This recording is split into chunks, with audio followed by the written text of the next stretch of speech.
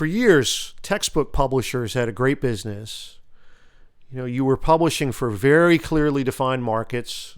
Each course that you'd publish for was fairly well established. And your customer pool would renew every year. But in a $10 billion business with a lot of players, you had heavy competition, which led to somewhat of an arms race. More bells and whistles in the books, more supplements, more sales reps, more catered events, all of which started to push prices up. And now here's where we are today. These right here are list prices off the publishers' websites for standalone printed books. And you can see that we've now hit the threshold of $300. Now, granted, that economics book is for a 2-semester course, but you can see even in humanities and social sciences, we're knocking at the door of $200 for a book. It's just amazing. So how did we get here? Well, as prices started to rise, students would try to avoid the purchase of a new book. So they'd purchase used. They'd go to international editions on a global gray market and re-import books.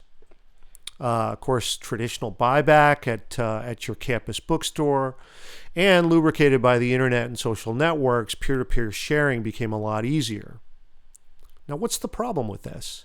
These are they're students acting as consumers trying to find a better deal, right?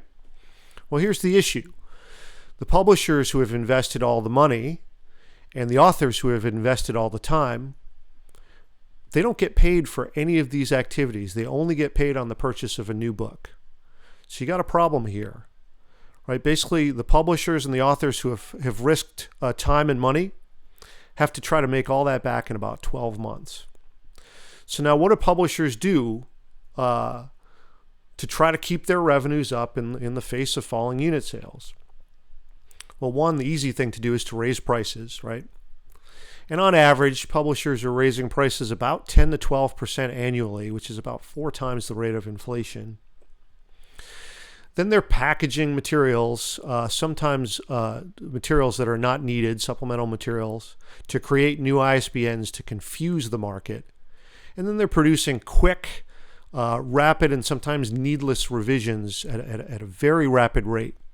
And the reason they do this is to flush the used supply out of the system. Now, of course, what they're doing in the short term is preserving revenue for the industry, but in the long term, they're really creating a negative feedback loop that solves really only the publisher's issues, not their customers' issues. So what you have here is the makings of a very dissatisfied market. Everyone from students, instructors, authors, they all feel like unwilling participants.